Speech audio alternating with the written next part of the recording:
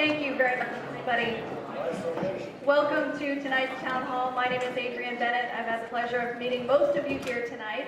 I am the governor's press secretary, and I would like to ask you, your governor, I would like to ask you to all rise at this time and welcome the Lewiston High School Air Force Junior ROTC Color Guard for the presentation of our colors. Please remain standing for the Pledge of Allegiance as well.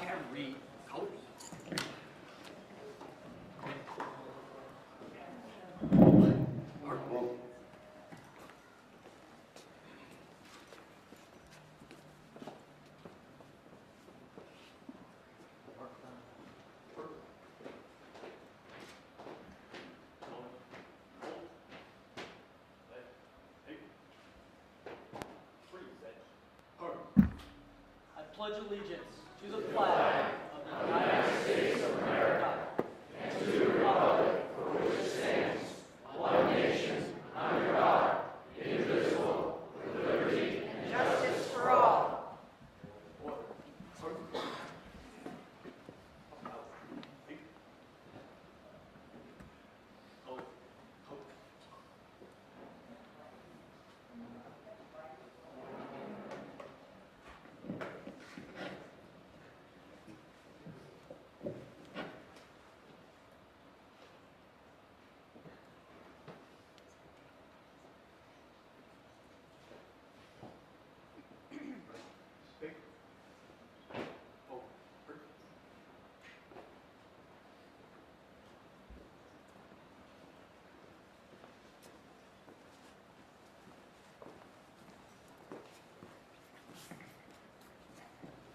Thank you. You may be seated.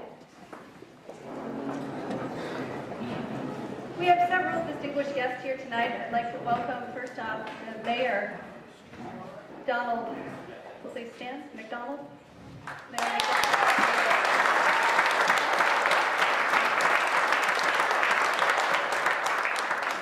We have quite a few legislators here as well, so tonight I would like to recognize them. Senator Snowmellow, where are you?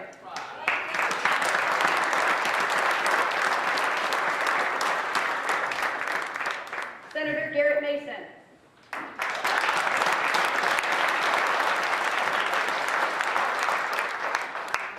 Representative Mike McClellan.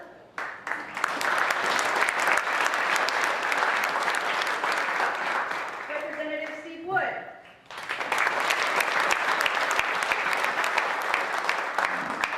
Representative Jeff Timberlake.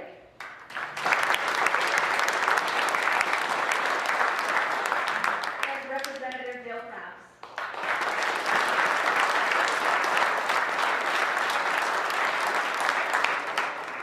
We also have with us tonight representatives from our congressional delegation, Diane Jackson from Senator Olympia Snow's office.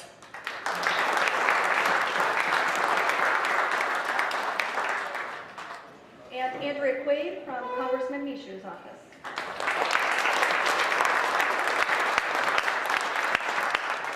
Again, thank you for being here tonight, and thank you to all of you for taking time out of your evening to be here with us. At this time, I'll ask our commissioners and state treasurer and governor to say a few words about their respective departments, and then we will get to your questions.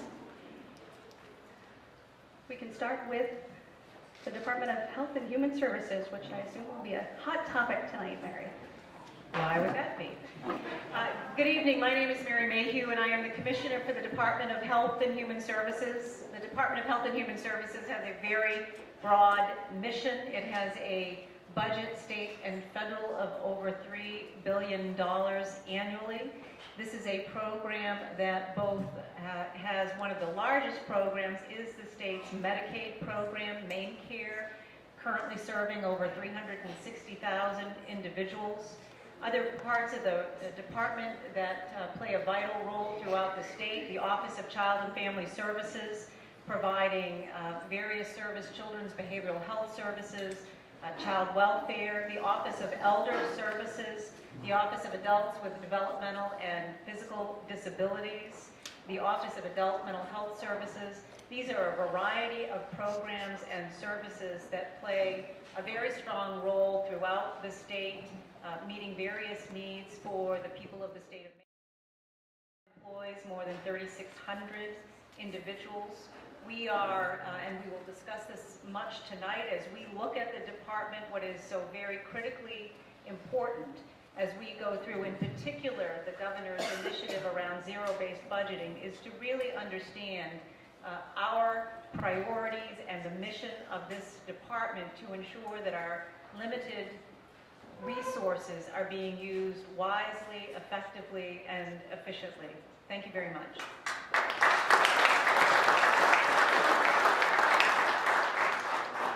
Good evening. I'm Walt Whitcomb. I'm the Commissioner of Agriculture, Food, and Rural Resources. At least that's our name for the time being.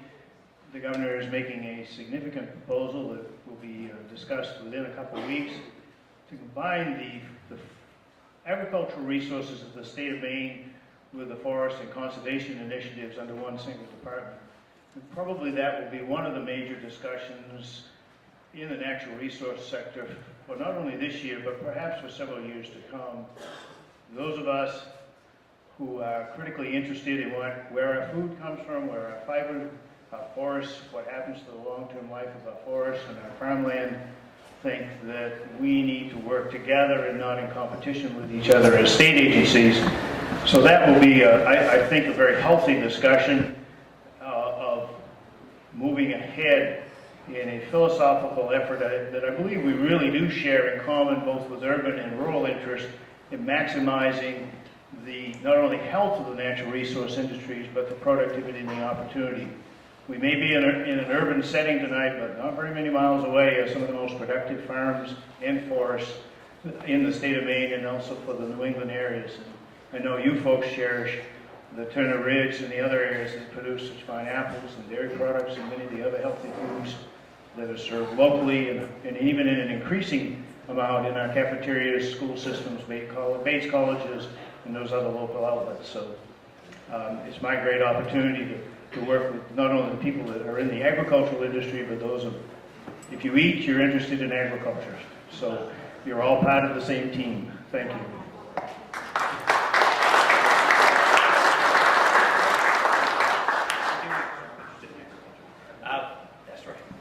My name is Steve Bowen. I'm the Commissioner of the State Department of Education. The department supports the work that goes on in facilities like this, and thrilled to be here at LRTC and the Lewiston school system, and have spent a lot of time. I see Superintendent Bill Webster back there, and thanks for hosting us and having us here tonight. Our job at the department is to support the good work that's going on in schools across our state. We do that basically one of two ways. One, we pump a lot of state money into our schools, closing in on $900 million in state funds go out to our schools. We have a team at the Department of Education that helps to facilitate that and does all the data work and all of the expenditure work to get those GPA funds out to our schools.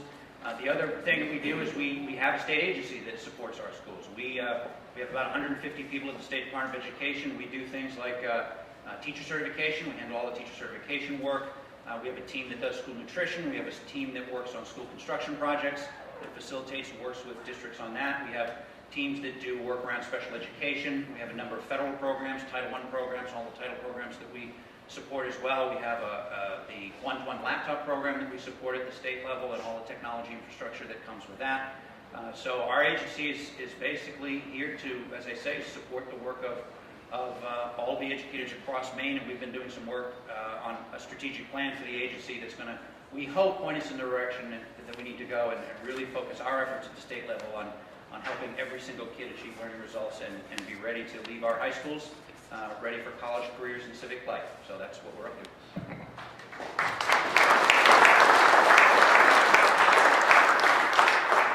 My name is Bruce Poliquin. I'm State Treasurer.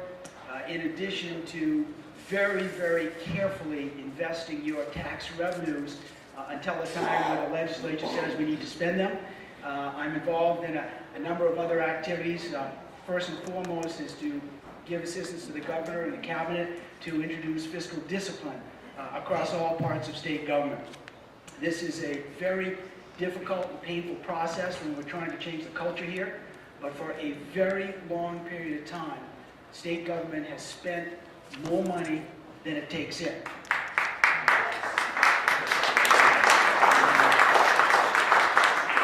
To give you an example of how we're doing that, I needn't ask you to do more than look at what's going on in Washington and know that that's not the way we're doing it in Maine. For example, last year with the governor's leadership, we tackled a $4.1 billion pension shortfall for our teachers and our state workers. We did not cut pension checks to anybody, but we changed the rate of growth. We slowed the rate of growth, and that allowed us to eliminate $1.7 billion of pension debt. That means going forward, we will be spending roughly $200 million less per year.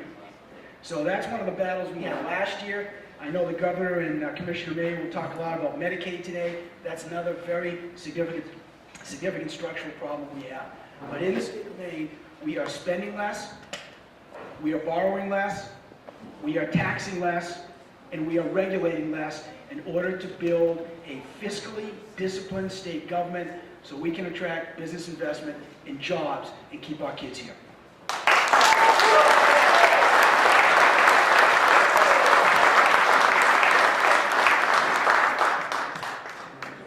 Hello, my name is David Bernhardt, and I am the Commissioner of the Maine Department of Transportation. The Maine Department of Transportation has a biannual budget of about $1 billion. We have about 1,800 employees spread out across the state. The department, though, is not just about highways and bridges. It is also rail, both freight and passenger. It's aviation. It is ports. It is pedestrian trails and many other things when it comes to transportation. Our mission, though, is pretty much to provide our customers, you all, a safe and reliable transportation system given those available resources. And I can tell you that our number 2 priority is, 1, is to preserve the system that we have today, and 2 is to look for ways that transportation can help grow the economy of the state of Maine. Thank you.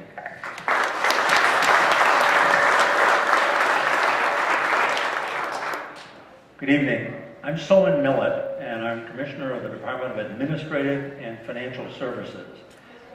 That name implies that we do certain things that are central to state government. We serve 4 financial entities, starting with the Bureau of the Budget, Maine Revenue Services, the Office of the State Controller, and the Bureau of Alcoholic Beverages and Lottery Operations, along with 3 administrative functions, including the Bureau of Human Resources, the Bureau of General Services, and the Office of Information Technology. We support the Governor's Office, his initiatives, and provide support and oversight to all of state government at the executive branch level. Honored to be with you this evening. Look forward to hearing from you and interacting with you in the course of the evening. Thank you.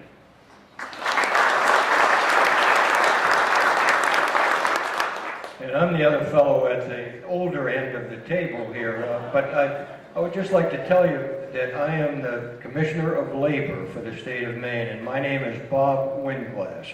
Some of you may remember I was a representative from Auburn here some years ago with Mayor McDonald and others, old friends here this evening. As the Commissioner of Labor, we have an organization made up of about 500 people. And these 500 people are organized into 5 bureaus here out in the Augusta area. We were involved in rehabilitation services, serving the disabled communities. And I think we do quite a fair job at that, by the way. We have the Bureau of Employment Services, and the BES organization, among other things, manages 12 career centers.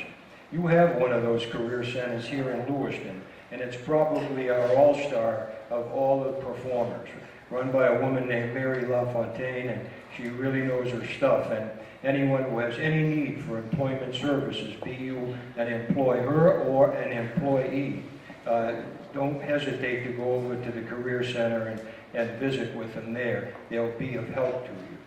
We have the Center for Workforce Research and Information. You'll see them frequently on the business pages where their data is used by different economists around the state to make one point or another. We generate that material. Unemployment is a large piece of what we do. We pay out about $12 million a week in unemployment benefits to individuals who are judged to be deserving. We have a trust fund managed for the unemployment program that totals about $290 million. We basically have obligations to also keep the people who are unemployed at least as much as we possibly can in that program for as long as they deserve to be there. If they don't deserve to be there, it's our task to ferret them out and use that money more appropriately. So that's a little bit of exposure to the Department of Labor, and we're here to serve. We're trying to build a workforce. We work closely with the DECD, George Gervais' organization, and also with the governor's staff as we move forward.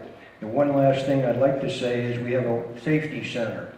You may have noticed that workers' comp under this administration has gone down twice. In good measure, this governor has put his focus and his limelight on safety, the worker safety, safety in the workplace, and we've just opened a facility that I think is a pace setter, rated as the first in the nation.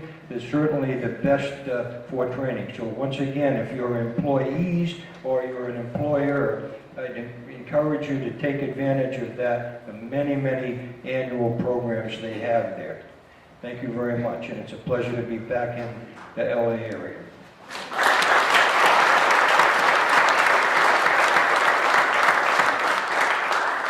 As the governor, I oversee all of departments in government, and so with that, rather than go on, since you've heard enough already, let's get to the questions. All right, sounds good.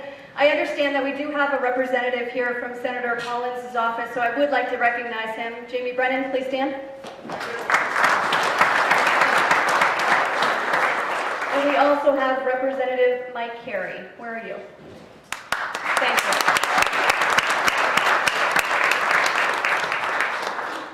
So as the governor said, we'll get to our questions. I just have one rule, and it's that we all remain respectful here tonight. This is an informational session for all of you. I know the commissioners, the governor, and our state treasurer are looking forward to answering those questions. So we'll get to it. Mary Ann Larson, where are you? Mary Ann Larson, yes? All right. I'll play Phil is done tonight with a microphone. I guess I do have one other rule, and that's that I hold the microphone. Okay. All right. Governor LePage, in the 2010 Citizens United case, the Supreme Court ruled that corporations are people. Do you believe corporations are people? I don't believe they're people, but I do believe they're a legal entity. And as such, they operate as a legal entity. Norman Antic. Antil. My apologies. Where are you from, sir? Lewiston. My question is concerning Interstate 295 and the Turnpike. The route from Portland to Augusta is gratis on 295, which services the coast and all the tourism. 95 serves Lewiston and Auburn, and on the way up to Augusta, also serves the mountain area where the ski resorts are and all the mountain areas. Why are we being taxed with tolls while the other route is free? Well, because the Turnpike is owned by the Turnpike Authority, and the 295 is owned by the state of Maine.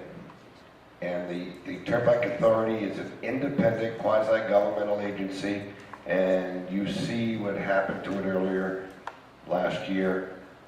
That happens a lot to quasi-governmental agencies. I'm against them. I'd like them all to be blended into the government under proper governance and proper oversight, but that is something the legislature has to do. Thank you, Governor. Elizabeth Herrick.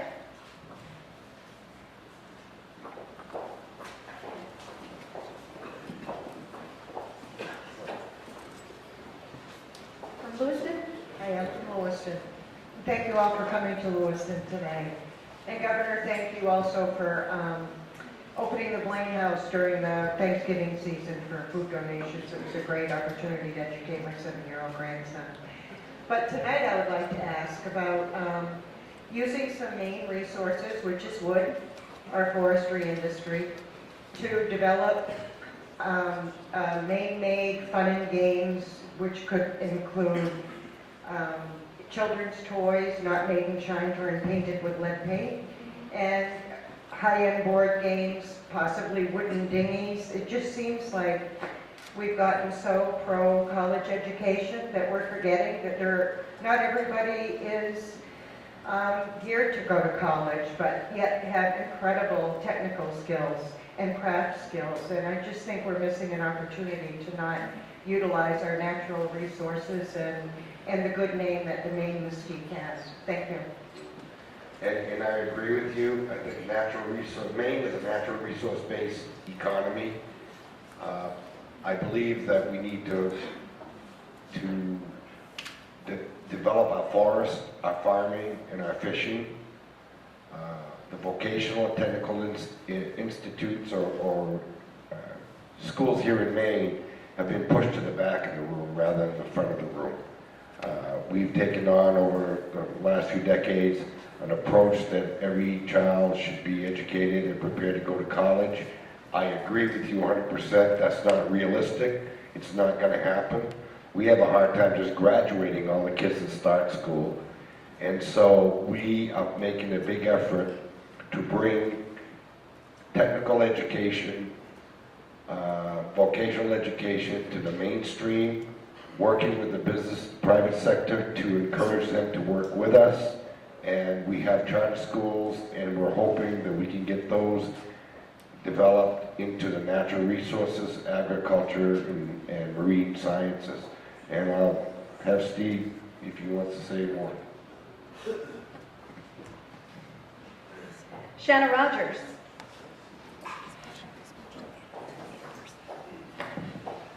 Never fails. I'm usually on the opposite side of the room. You do apologize. Thank you, Governor and Commissioners, for joining us in Lewiston tonight. My question has to do with the public health infrastructure that up till now has been funded through the Fund for Healthy Maine with the tobacco settlement. I saw on some of the reports you had for our Department of Health and Human Services budget that it referenced comparing us to other states, and I'd love to see you reference our use of tobacco settlement money to other states. We're one of the few that uses it for public health prevention. Additionally, we're one of the few states that doesn't have a formal public health infrastructure and relies heavily on community organizations to make sure that information gets out. So if we remove those funds to fund your Medicaid gap and not using it for public health education, when we talk about kicking the cost down the road to further generations, the preventative costs will be higher healthcare costs down the road. So how are you planning on assessing public health and the information that needs to get to our populations to reduce the very healthcare costs that you're trying to address with this budget? Okay. I have a choice. I'm given so much money to work with. And with the money I have to prioritize. And you go down and you set the priorities, and then you spend until you run out of money. So right now, people with mental illness that are institutionalized are at top of our list. Second is nursing homes. Third is assisted living people. And we ran out of money when we got to them. So the fact of the matter, folks, it's not that I am cutting anything.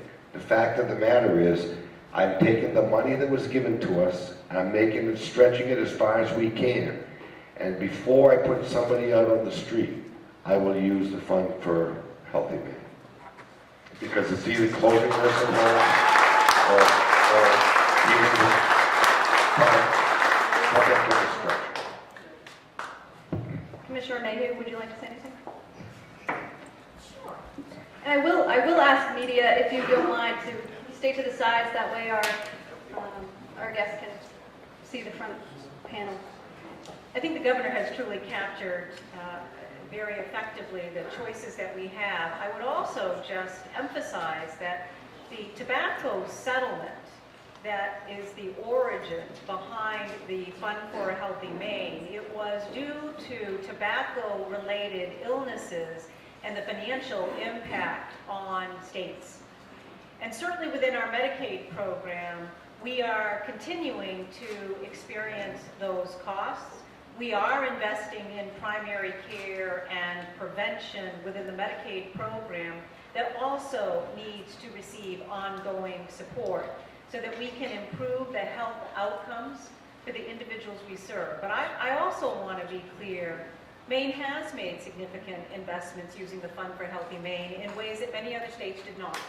And that does go to your point about investing in prevention, tobacco prevention and cessation, unlike other states that perhaps used it far afield from its intended purpose, at least in terms of health and health prevention.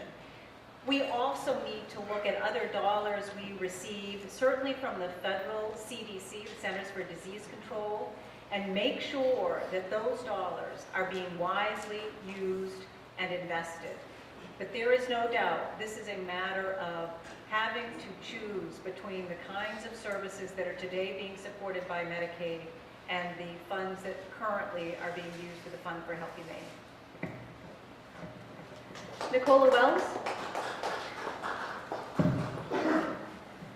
Hi there. I'm with the Maine League of Young Voters, and we're glad to be here today. A big issue for our membership is expanding sustainable transportation options throughout the state.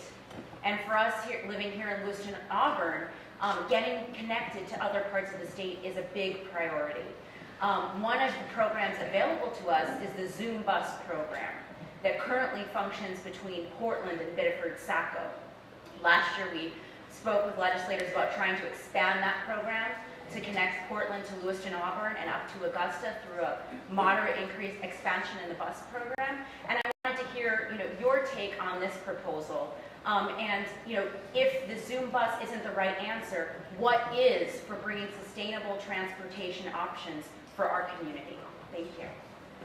Okay, Maine, other than the Portland area and Lewiston Auburn area, is basically a very sparsely populated state.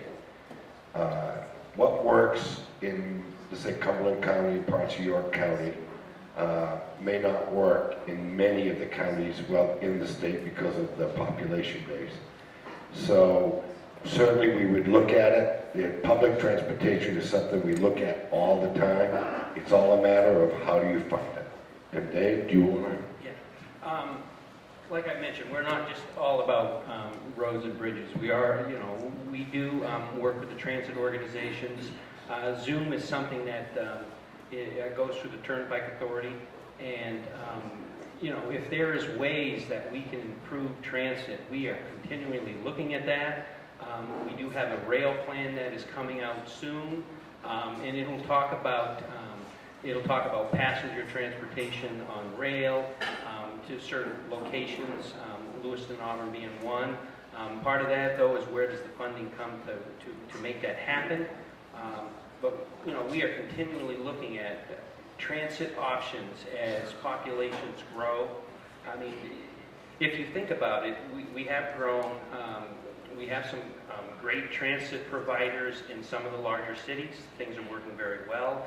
It's getting them, it's inner city. It's getting from one city to the next that we have to make some improvements. But we have to come up with the funding to make that happen. This is a very good question, but it is so important for all of us in the state to realize that we're broke. State government has no new money. And so what we're trying to do with the governor's leadership is to re-engineer our economy such that we can reduce the cost to do business in the state. We can reduce the complexity of doing business in the state.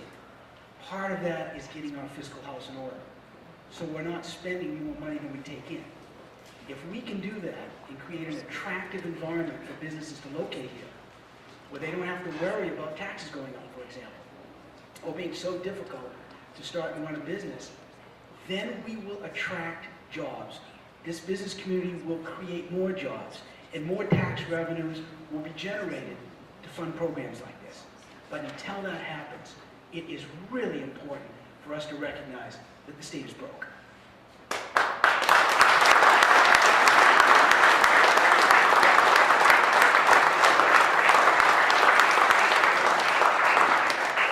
This may be the largest turnout of legislators that we've had at any town hall, and we've had another one arrive, so I would like to recognize him, Representative Mike Bolia.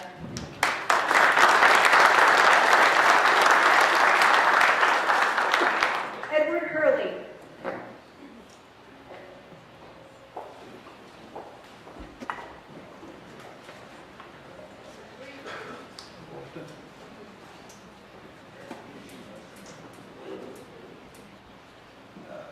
The governor, you talk about bringing jobs to Lewiston. How about a job similar to Hillcrest Poultry, like we had it here long ago? If you bring a job like that to Lewiston, no one wants the job. No one wants to work in a place like Hillcrest Poultry or similar jobs like that. They'd rather stay home and draw unemployment now. What's the good of bringing jobs like that to Lewiston? Well, first of all, I think the treasurer just made a comment about having an environment that's conducive to business. One of the big problems that we're fighting every day is making Maine a place where you can be cost effective if you conduct a business. Now today, for instance, I spent some time over at Tan Brands in Auburn, and they showed us all the plans that they have in the United States. And one of their major issues was energy. They run all the other plants around the country for 5 cents a kilowatt hour. In Maine, it's 8 cents. And they negotiate, because they're a big buyer, they can negotiate. They're 8 cents. So there's no plus. They have to compete. What they tell me is if you train the people, if you have a well-trained workforce, that they will get them to work. Now the days of Hillcrest are long gone, because the jobs of the new 21st century are highly technical, and it's hard to get a job if you're not into technology. I mean, we went to Geiger's today, and the technology that they're using, they have one of the most sophisticated data IT systems that I've seen in the state of Maine. So the whole environment of jobs is changing. But you bring up a good point. We need to do an awful lot of work in the area of workplace development. But in addition to that, around the state right now, there's a coalition that's going around to get signatures to have a referendum next November that bypasses the legislature, bypasses the governor, to get into green energy. They want to go from 5% green to 20% green. I have absolutely no problem with green energy. What I have a problem with is the cost of green energy. That coalition, and they're asking people to sign this petition. That petition, we have taken their program and brought it over to the Public Utilities Commission, and they're the regulatory arm of the state, and we've asked them to analyze it. They came back and said that if that passes, it's going to add $40 to $80 million per year to your electricity bill. We cannot, I don't care if who the governor is, with those kind of odds and those kind of costs, we can't attract new business. Every day, I've had the Council General of Japan come in, they're looking to put in car manufacturing plants around this country, and told me that unless you get your energy costs down, we don't want to come here. We can't afford to come here. Another one, heating oil. 80% of our homes are heated with oil. Oil is one of the more expensive forms of energy to heat a home. We need to change. We have a plan. We went to Efficiency Maine Trust, which is a quasi-governmental agency, and asked them to join in. And they said, nah, we're not interested. So we need to go to the legislature and ask the legislature to help us solve this problem. We are working with companies right now to bring natural gas right through Maine, up the 95 to Bangor, to Millinocket, to Belfast.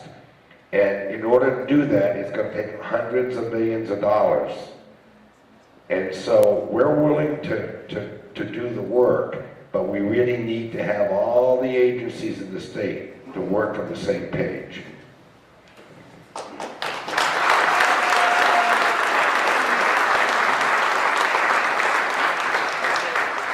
Heidi Brooks.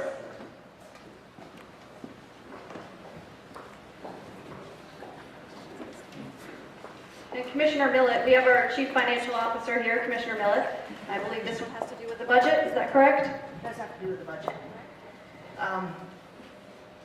Last year I was on Dirigo, and I heard that it could be Dirigon, and right now I'm on the Medicare and have the Medicare savings plan. My health care costs are exorbitant. I do understand that my medications alone would cost $1,500 a month. I'm afraid with the budget cuts, it will not only leave me, but 65,000 other Mainers out in the cold. And my main question is, how can you justify the new tax cuts that disproportionately affect the wealthy, that haven't gone into effect yet, while taking away health care for 65,000 Mainers?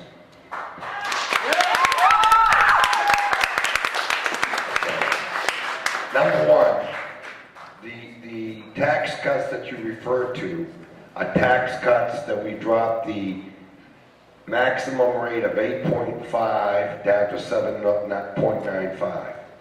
Now, you said wealthy. In order to pay 8.5% in the state of Maine, you need to earn $19,500. Once you hit $19,500, you're considered wealthy, because that's the tax that I did. And I'm proud of it, and I'm not ashamed of it, and it doesn't take effect.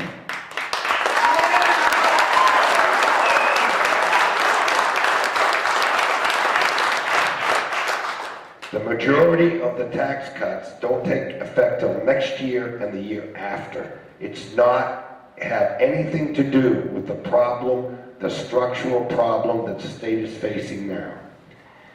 This nation, with 315 million people, on average, has 20% of the population on welfare. In the state of Maine, with 1.3 million people, we have 28% of our people on welfare.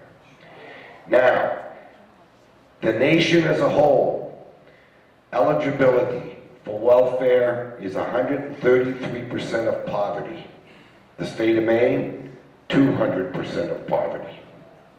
So we're very generous. Last Friday, I was at a meeting, and we were kicking off a fundraiser for to bring in more money for LePage. And so the people that are running it said they brought some people that benefit from the program. The very first person they brought up said, when I moved here to Maine from last year, I bought a house and I needed a new furnace, so I got it. I needed oil, so I got it. While that person just got here, that person's taking the resources away from people that are brought up here. That's unfair. Number two, but we're so generous. Number two, and the final thing, Mainers as a whole earn 82% of the national average. Now let me explain what that means. If the national average, if a person on the national average earns $40,000, here in Maine, you're earning $34,000. That's roughly what we're talking about. Well, it'd be $35,000. So we earn less, we buy And we have the largest portfolio of renewable energies in the country, so we pay 42% above the national average for our energy. And we're the most generous on welfare. And I would love to tell you that I'd like to keep it going. But when the checkbook is empty, there's nothing I can do unless the legislature gives me more money. And I'm unlike the federal government. I can't print it.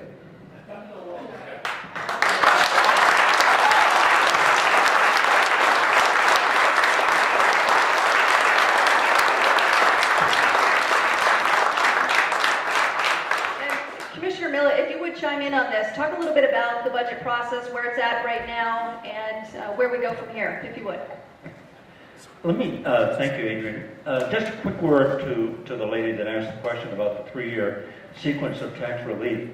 I think it's pretty well crafted, and the governor's alluded to it. We've already implemented the first third, and that is designed to make it more attractive for job creation, to help the commercial fishing industry, to help taxpayers who stimulate and create jobs to have the benefit of conforming to federal options that are available on the table. Next year, we'll implement the reduction in the top marginal rate that the governor referred to. Unlike what maybe you've been told, this is not slanted toward the wealthy. This is a major adjustment that most every Mainer, in fact, many low-income Mainers will benefit directly from. The goal being to leave more money in people's pockets. The third piece, which starts in 14, is the expansion of the estate recovery tax, where we're going to allow, starting in January of 14 and thereafter, those of you who have accumulated an estate to keep more of it in the hands of your heirs and not pass it on to government. Now, those three things, I think, are all part of the theme that I'm feeling right now that you're all kind of interested in. A strong Maine economy will create more jobs. We'll all be better off, but we need to lay the foundation. And I think that tax relief package, at a cost of $150 million over 2 years, which is more than paid for in those savings down the road on the pension reforms that the Treasurer referred to earlier. Quick comment on the budget. We have 3 fiscal issues pending. The first and the biggest one is getting the DHHS budget back in balance, and questions have already alluded to that, and the commissioners responded. Movement is beginning, but we need to get that one done soon. We're approaching the end of January, and we'll run out of money in early April. So that piece, which has a $121 million red ink piece to be solved this year, and almost $101 million in year 2, is this first step. And I think the governor's made it very clear to legislators and leadership that we need to move on that. We have a small piece called a streamlining initiative, which is a $25 million bill that's ready to go, shouldn't be controversial, and sometime in February we'll finish the job if we see progress to do another supplemental budget, which is mostly a rebalancing effort, and with a lot of self-funding, I think will help us pull the strings together and continue the initiatives that we started last June. So we're in a very important period of time, both in getting our fiscal house back in order, but also laying the foundation for long-term economic recovery.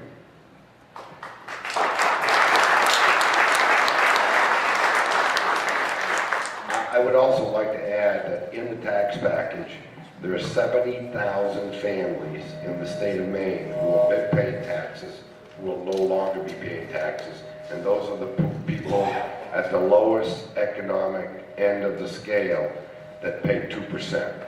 We've eliminated that so they can keep that money for themselves and their families.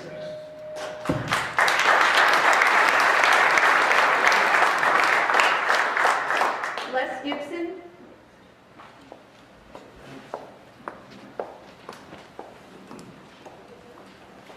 Where are you from? Sabatis. First off, I'd like to thank Governor, Treasurer Poliquin, all the commissioners for coming here tonight. We appreciate the work you're doing.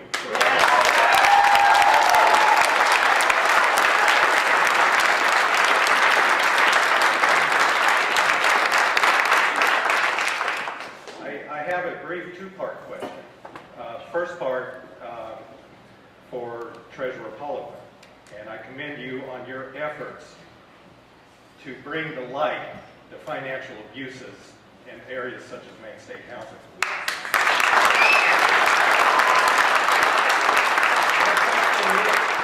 My question is, and this is also for you, Governor LePage, as well. Do you have the authority, or is there any legislative process in place whereby Maine State Housing Authority Director McCormick can be removed from office?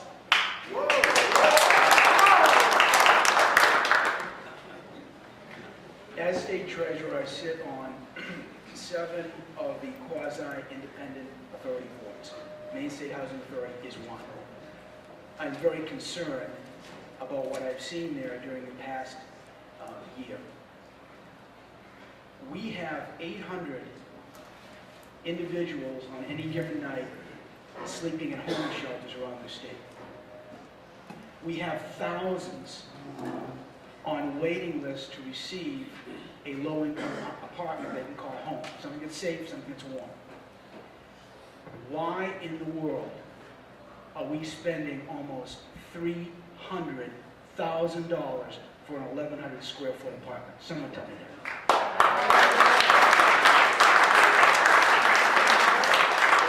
The mission of Maine State Housing Authority is to provide as much low-income apartments, affordable apartments for those with the most vulnerable among us.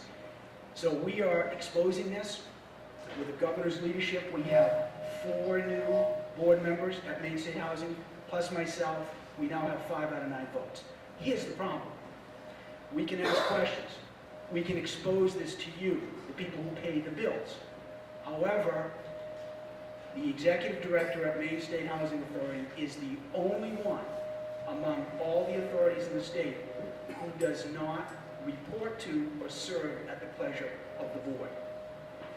The governor appoints this individual for a 4-year term. That started in 2010 with Governor Baldacci. During this 4-year term, this executive director reports to and is accountable to nobody. Now, that's the bad news. The good news is that the leadership in the Senate has submitted a bill. It is now working its way through the legislature. The bill will do something very straightforward.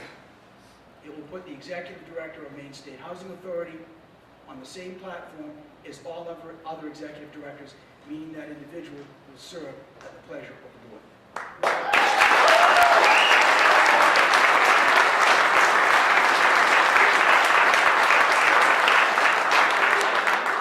From the governor's point of view, I have no authority whatsoever. The second part of my question is for you, Governor LePage. I recently went up to Augusta and spoke before the Appropriations Committee in support of your budget proposals. The hard truth of the matter is cuts have to be made, because I agree with you, we don't have the money, we're broke. However, it is readily apparent that the Democrat leadership is going to do nothing but stall. And they have come up with no plan of their own. How will you overcome these tactics that they're playing by? Well, I met with the leadership, Republican leadership last Friday. We met again Tuesday, and tomorrow we're supposed to be meeting with the leadership of all the entire Democrats and Republicans. Because this is emergency legislation, it requires 2/3 vote.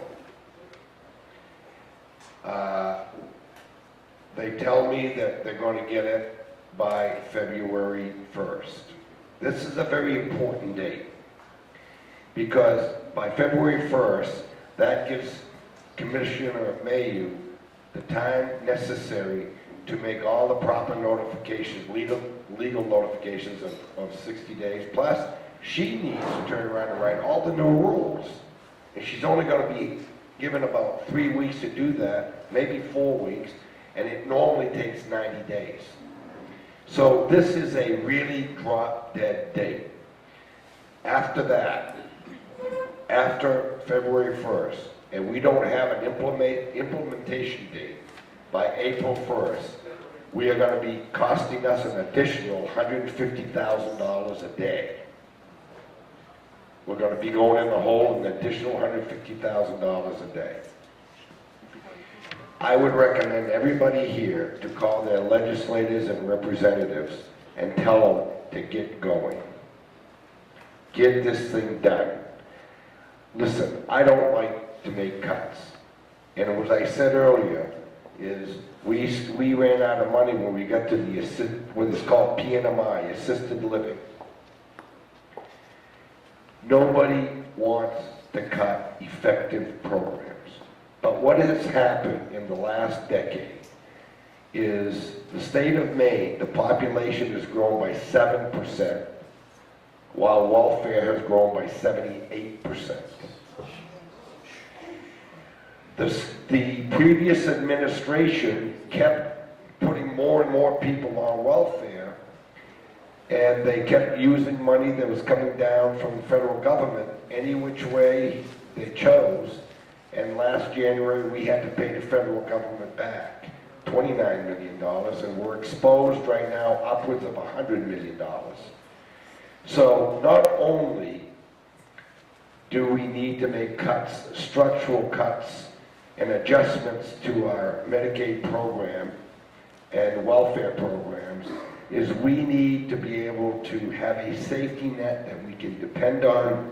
The last thing we want to do is put someone on a safety net and then say, well, you might be out in the cold by February. I'll tell you, I'm the guy that has to go back home and try to sleep at night knowing that the legislature has yet to vote in any of the proposals we've made, and we're coming close to February 1st. Now I'll tell you, the Republican legislature and the Republican Senate is on board. They understand. But at the same token, the last 40 years, they've been in the minority, and they made none of the decisions that were made. They tried to fight the best they could. What has happened in Maine is we're a runaway train, and we need to slow it down, get it under control, and fix our fiscal mess.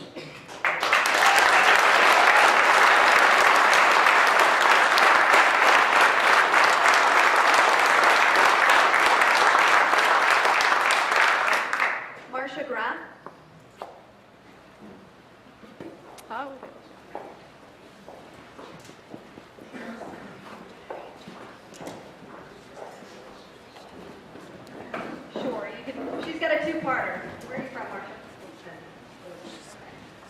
Governor LePage, I just want to thank you for being here and being so open to hearing from your constituents, and just want to encourage you to continue your good ethics in your governorship. So we appreciate that.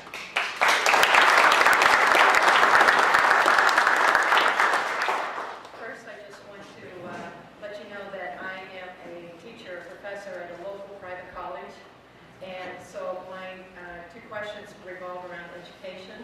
The first part, because we are a private institution, we have to compete to get excellent students, and so we work really hard to do that. I'm wondering if you might consider a voucher system in the state of Maine, so parents can decide which school they would like to go to, and that would encourage our local schools or public schools to become more competitive and actually raise the level of education. The second part, and I hope I have my facts straight, has to do with the salaries and retirement systems of state employees, including teachers. It seems that they have a public retirement fund, and I'm wondering is it against the law, or can the law be changed, or can we move this to a privatized retirement? I don't think it's fair to taxpayers to not only try to save for our personal private retirement, as well as have to fund federal or state employees' retirement funds. Right. Well, let me try to go to the retirement fund first. It is a public fund, and the people in the Maine State retirement and the teacher retirement do not participate in Social Security. And therefore, we are looking at different ways to do it. We just were able this last session to make some adjustments and some fixes to the pension, the growth of the pension. That is something that we're looking at. But I think from a legal perspective and even from a moral perspective, those that are in the system, you have to honor that commitment. By going forward, we are looking at legislations to reverse that and maybe change the system for future hirees, so that when they're hired, they will be hired under the new system. So that's on the pension side. On the education side, I favor choice, very much so. We are going to be proposing choice going forward in this, I guess it's a modified choice, going into this session. I do favor vouchers. I just don't think that the climate of Maine today, with what we're facing with in the first supplemental, the second supplemental, by the time they get to the third supplemental this spring, the legislators are going to be pretty worn out. So I don't think that this year is a good year to bring in vouchers. But I tell you, during my term, you'll hear more about that.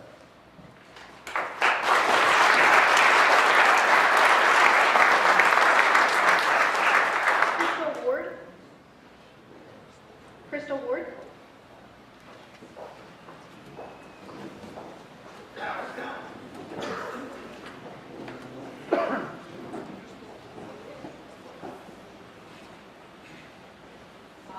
If more of the people use the emergency room, or however they enter the hospital, as a result of the cuts in Medicare, will there be a provision in the law telling the hospitals that they cannot shift the cost to the people who pay for health insurance as they have done in the past?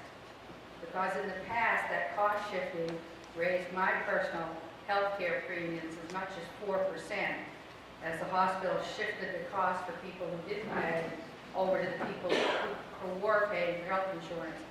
Are you covering it in this new law to make sure the hospitals will not do that to us again? Okay. Well, first of all, so that you know, the hospital didn't do that without the approval of the legislature. I mean, they have to stay solvent, and therefore, what has happened is Medicaid has reimbursement rates. But the state of Maine, as this runaway train was growing and more people were getting on the Medicaid system, the state started reducing how much it was paying back to the hospitals. And that's how it got shifted over. But let me tell you something very interesting that many of you may not know. And this is why I believe that a lot of the emotional arguments about welfare is inappropriate. Back in 2000, there was 120,000 people in the state of Maine without insurance. In the last decade, we have gone through a year ago. We've gone through an enormous expansion, 78% expansion to Medicaid. And today, with a population that has been very stable for the last 50 years, we have 120,000 people uninsured. What has happened in the state of Maine, as the eligibility went up, the generosity of the state of 200%, more and more people realized they could qualify, and they dropped their insurance, and they got onto Medicaid. Medicaid's free insurance.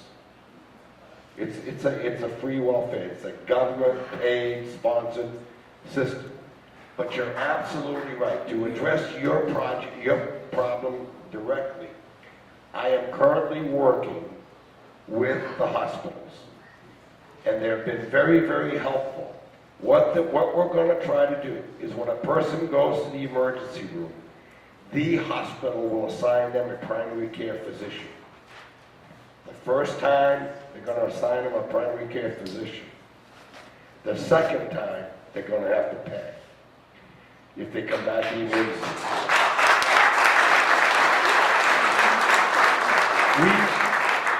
We are trying to get people to be more responsive and go to a doctor that will cost the state $50 versus $500 or $1,500. It's many times, 80+% of the time, the thing is an upset stomach, a headache, a twisted ankle, all things that a primary care physician can deal with. And now that most primary care physicians, or about 80% of them, have now gone to work for the hospitals on staff, then they have the manpower that they can assign primary care physicians. And so we are working on a program to try to do that. Mary, the commissioner, I have spoken to some of the CEOs of the hospitals. They're willing to do that. The commissioner had a pilot project in, I think it was Maine General, and it worked, it showed promise. So there's a commitment of the hospitals, I say the hospitals, commitment of some of the larger hospitals, like here in town, Portland, Bangor, Waterville, to do those type of things. And, you know, we're going to do what we can to lower the cost. I don't know that not shifting some of the costs, while I agree with you, I think it's not the right thing to do. The problem is, we as a society have to make sure our hospitals don't close. But on the good note, we have some insurance products that are being developed right now that are going to be far less expensive for those who gave up their insurance and got onto welfare. They're a lot less expensive, so it's going to be a lot more affordable, and it will not be the type where you have the 5,000 deductibles and the 10,000 deductibles. The insurance superintendent's been working with insurance companies and trying to develop a couple of new products for younger people as well as young families. So hopefully, when this all settles out, we will be in better shape. The people that used to have insurance have to go back and buy insurance. Another serious problem, and I'm hearing it more and more, is in order to qualify for welfare, all they look at is your cash. What can you afford to pay? They don't look at your assets. And I think we need to start looking at the assets, because we have found out that there's some people that have a lot of wealth around welfare. Doug Kempner?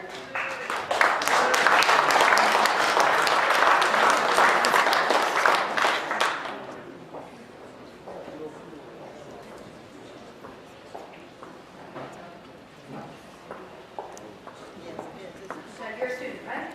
Yeah, I'm a student at Bates. Thanks so much for being here tonight. So the health insurance law that you signed last year would allow Anthem Insurance to raise rates up to 10% next year without public oversight. So I'm wondering if you think that's right, and would you tell them anything to not do that maybe? Well, I don't think that allows them to raise like $7. They have to have a hearing for the insurance.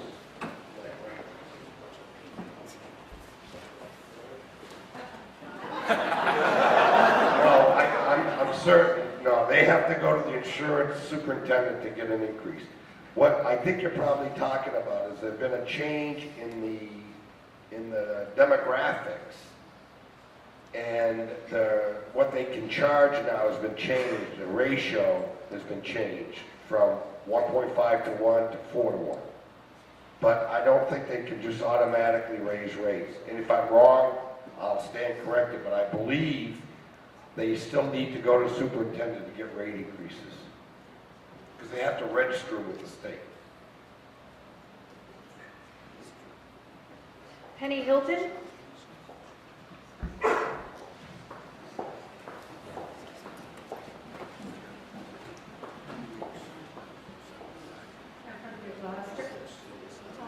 My question is about, well, it was going to be about hospitals, but now that we're talking about this, it's about mental health.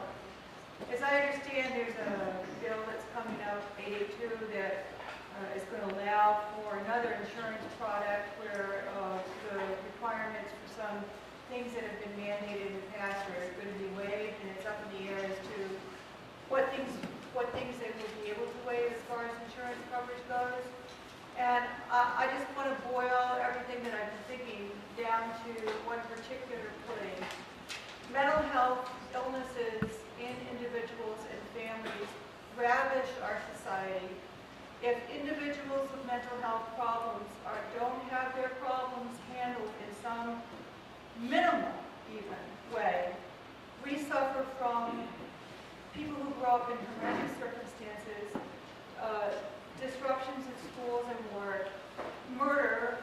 I mean, I'm not exaggerating, you know all this has happened, and incredible pain among the people who suffer from mental illness. So if there are going to be removals of any mandates that we put into place in the past, will you promise me that everybody who has insurance will have mental health coverage?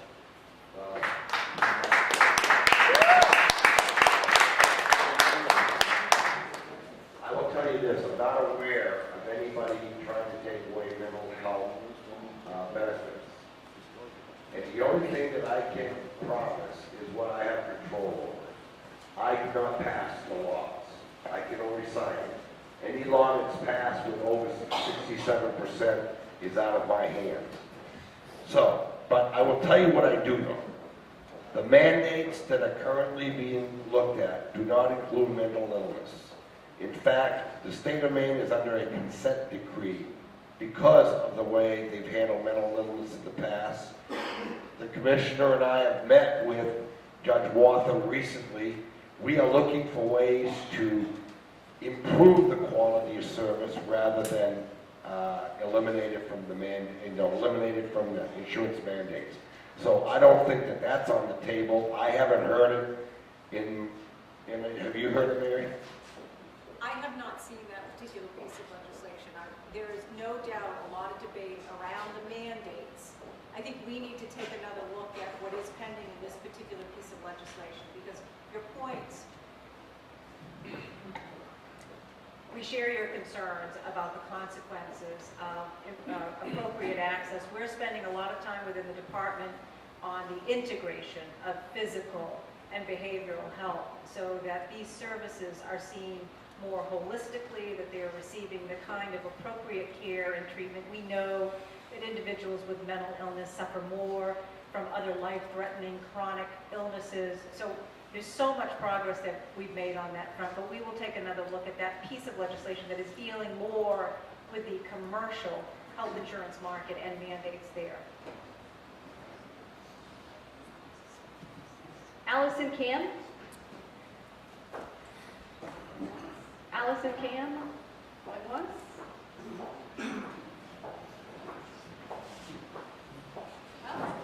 I've run out of questions. I think we have some more, but while I get some more, does anybody have an agricultural related question for Walt? Well, let's get tired here. We gotta get everybody involved here. Anything.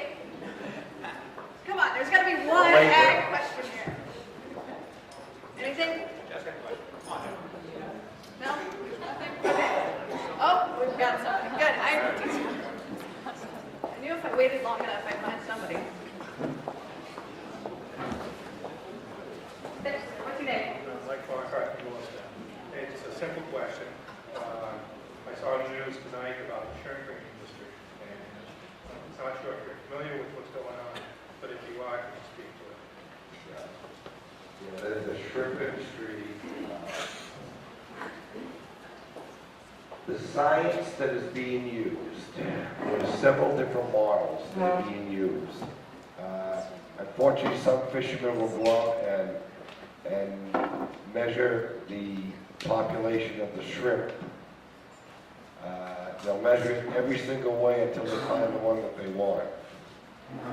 We're finding out, I'm told by the Department of Marine Resources, that the shrimp population is down.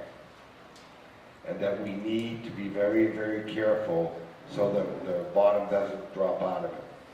I guess some of the sampling that they've been doing this year found that the shrimp are much smaller, which means that They've probably been overfished the last couple of years.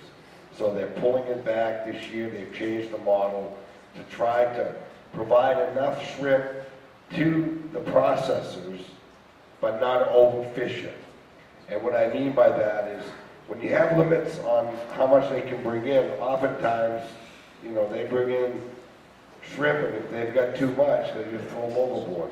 And that's, you know, they're just wasting its feed for the other fish. So it's going to be a tough couple of years for the shrimp industry.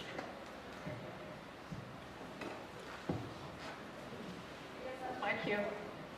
Lee Miles. Where are you? Here. I don't have your question written down here, but it has to do with welfare reform and job creation. Dear Governor and Cabinet members, glad you're here tonight. I truly appreciate it. And for you, Governor, I really give you incredible commendation, respect for dealing with very, very difficult issues and taking them head on. My name is Lee Miles. I'm the CEO of St. Mary's Health System. We are working with the department in terms of what you just mentioned, in terms of managing the population using our emergency department. I think it has great promise, and it's something that we all have to do. My concern tonight regards two things, and I guess they're questions, comments. And my concern about the proposed cuts is this. I understand that there's a budget issue. You're dealing with it, you're dealing with it very effectively. My concern is it's not just a fiscal issue. As you've alluded to a couple of times, this also is a moral issue. It's going to take more to deal with those that are disenfranchised. I understand some of the history, certainly the inequities in terms of people coming from other states. You're absolutely right, there are problems with the system. But we can't do a broad brush approach and suggest that people that are on Medicare shouldn't be there. I see them every day, whether it's mental illness, whether it's dental disease, whether it's other medical issues, and they're going to continue to come into the emergency departments at hospitals. Your incremental approach that Mary is working with is right on, and it's going to work. But the proposed cuts to deal with a very real issue, in my opinion, are a nuke approach versus a thoughtful, incremental approach, also recognizing that within 24 months, we are going to have health reform, which is going to require greater access and resources to take care of these same people. I'm concerned about the budget issue, but I'm also concerned about those people that will have no coverage, that will continue to come into hospitals. In addition, I'm also concerned about the financial impact. In the Lewiston-Auburn area, the two hospitals have the highest percentages of Medicare in the state. It's a problem. You know that, we're working on that issue, but it is a problem. The impact of the proposed cuts to St. Mary's in 2012 is $6 million. Our whole bottom line is only $2 million. That means severe changes in our programs for those that are in need.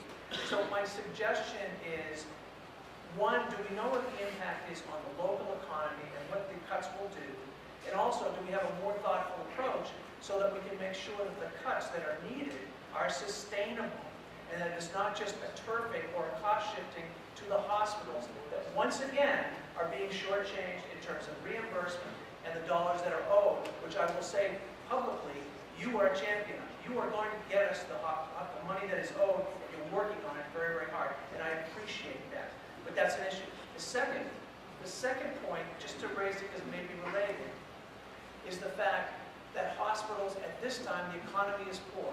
You didn't create the DHS crisis, nor did the Democrats or Republicans. We have an economy issue that needs more revenue to solve these issues.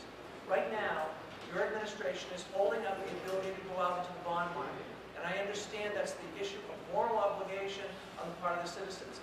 I understand and respect that. The problem is there are projects that the universities have, the hospitals, that will create jobs now in this economy. And we have to be able to deal with that. And I'd like you to comment on that.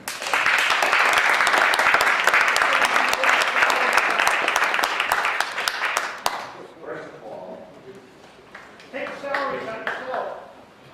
what I did, the budget that I proposed right now, last February, February, we made a proposal to the legislature that would have fixed much of our structural problems, would not have affected assisted living. We need to reduce the eligibility from 200% down to 133. The rest of the nation works at 133. The proposal that I have now is simply not trying to cut anything. I'm just trying to get through the year so I don't have to close nursing homes. Right now, we're running out of money. My only alternative right now is before I close the nursing home, I won't be paying the hospitals.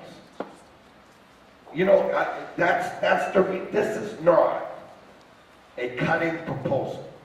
What the proposal I made to structurally fix welfare was last February. It was totally ignored. Everybody went back and took all the money that we were going to save and fix the problem and threw it back in. And now we spent that money. We spent that money, and currently we are spending fourth quarter money, and we're in the third quarter. Come April 1, the checkbook will be empty. Now, I am appropriated so much money. It's not me at this point that needs, I'm telling the legislature on April 1, if you don't do something, I'm out of money. And I will be closing not only what I proposed is to cut things so that I can keep the nursing homes open, so I can keep some assisted living going, so I can keep the mental institutions open. If I do nothing on April 1, it's catastrophe for the state of Maine because we run out of money. And I'll go one step further. If they can modify it, and a lot of Democrats still think we're fooling around and we're making political hay here. Right now, in order to continue the way we are, I will close schools May 1 and use that money because that's where we are. It's a matter of not having money. It's not a matter of policy. It's a matter of when you have $100 in your checkbook and you're spending $200, you got a problem.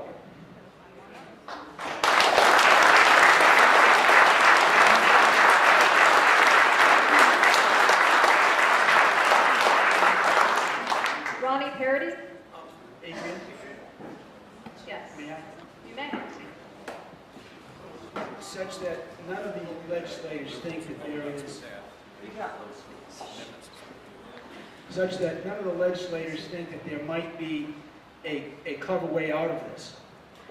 It is very important for all of us to understand that the Maine State Constitution does not allow state government to borrow money by selling bonds to fund operating deficits. We can borrow money to build roads and bridges. We cannot borrow money to fund a shortfall. Now, to look at what the governor has been facing with his budget team, we have a federal government that for the third year in a row is spending roughly $1 trillion more than it is taking in. And it is making up the difference by selling bonds to borrow money. So now the federal government has a $15 trillion budget hole, excuse me, not a budget hole, $15 trillion national debt with no credible way to pay it off. So it is my contention that going forward, the state of Maine is very dependent on money flowing from Washington to Maine. When you have those sort of problems in Washington, it is my contention that less money will be flowing to Maine, and we cannot sell bonds in the state of Maine to fund an operating deficit. On top of all this, what makes it a little bit more dicey is we have credit rating agencies. Just like when you get a home mortgage, you have to submit to an analysis, an evaluation of your credit. State government does too. The lower the credit rating, the more interest we have to pay when we do have to borrow. The rating agencies are watching us very closely. They gave the governor and the state very high marks last year for addressing head-on this $4.1 billion pension deficit. They are now looking at us very closely again to see how we're going to deal with this Medicaid issue. So I think the governor should have a gratitude, at least he does, from the folks up here, for the leadership he's providing in this area.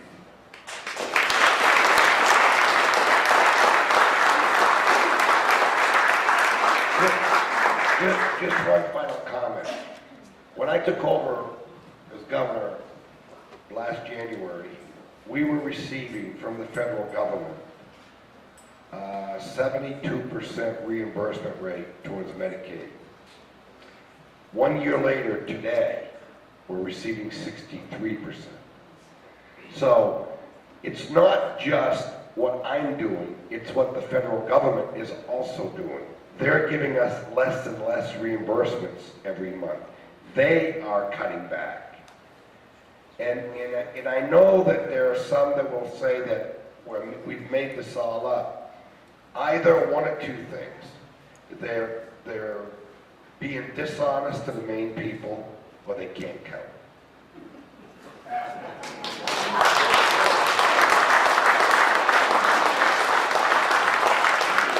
Thank you very much, Governor. I would like to recognize Senator Peggy Rotundo. She is here. She is arriving from the Appropriations Committee.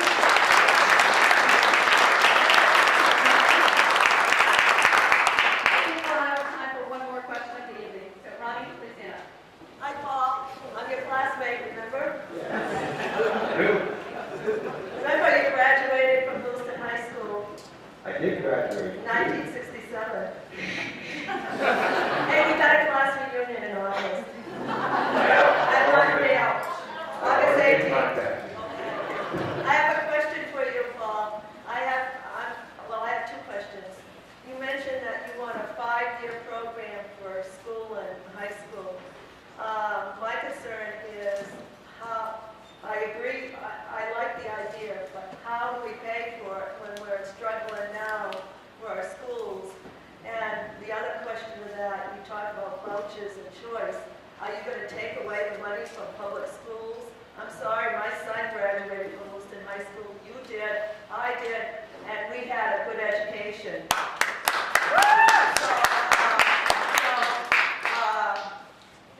We need to think about this. So if you can answer me about the pay. Okay.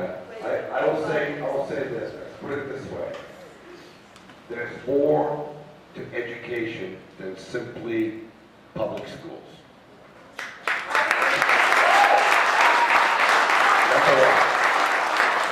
Number one. Number two, a 5-year high school, think about it. A 5-year high school with the technology that we have in the world today, with virtual education, you can literally have a student at Lewiston High School in a study hall taking a course from a professor at the University of Maine. So the technology is there. Let me tell you what the problem is with Maine education. 20% of our kids who start never finish. 54% of high school graduates in the state of Maine who go on to a community college need remedial work. 25% that go on to university system need remedial work. I maintain that that's paying for the same thing twice. So let's pay it and do it right the first time.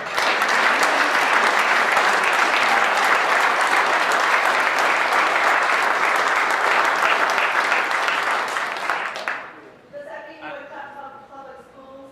I agree with what you're saying, Paul, but does that? No, the governor's proposed increasing funding for public schools and increasing the state's share of total cost of public education. We raised GPA funding this school year. We're budgeting to raise GPA further next school year. So we're investing in public education. I just want to add one quick thing.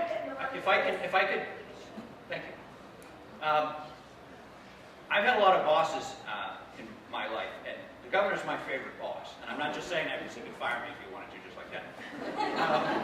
It's because I'm a policy wonk, and so I'll go in and sit down with the governor, and we'll be digging into all this education policy stuff, this complicated thing, teachers this and that, and I'll be wading through these weeds, and the governor will listen to me for a little while, and finally, he'll stop and he'll back up and say, look, this is simple.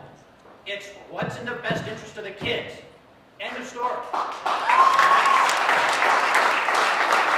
That's the philosophy that we're following. That's what we've built that entire plan that we released this week is around that concept. What is in the best interest of kids? How can we get more kids into facilities like this who want to go to CTE? We've got waiting lists for kids who want to get into CTE centers in some areas. Other areas, we've got vacant seats in CTE centers. We want to do that. Under the leadership of Senator Mason, we got a charter school bill passed last year. So we already have early college programs functioning right now. Up in Fort Kent, the kids at the high school in Fort Kent, twice a week, are going down the street to the University of Maine at Fort Kent and taking college-level courses there. It's being done. We've got great things going on in our schools all over this state. Right here in Lewiston, Bill Webster's doing tremendous work. This is one of the most innovative school districts in the state right here. And our job is to support that and make sure that what we're doing is keeping those kids right in the center of the bullseye, and we build a system that works for each and every one of them. That's what the governor wants, and that's what we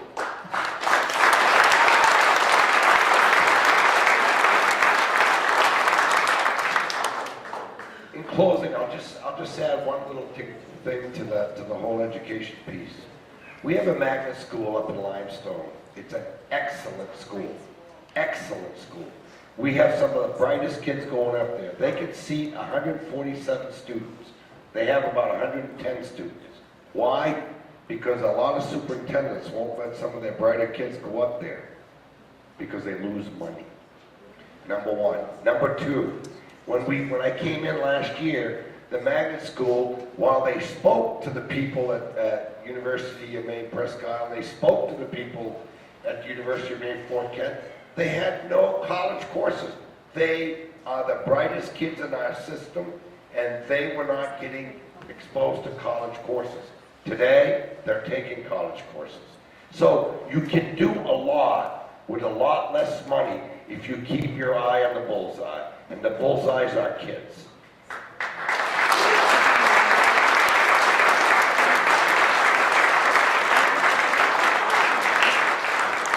Thank you, Governor. Thank you, Commissioners. Thank you, State Treasurer Poliquin. And thank you, everybody, tonight. That will conclude our town hall. Thank you all.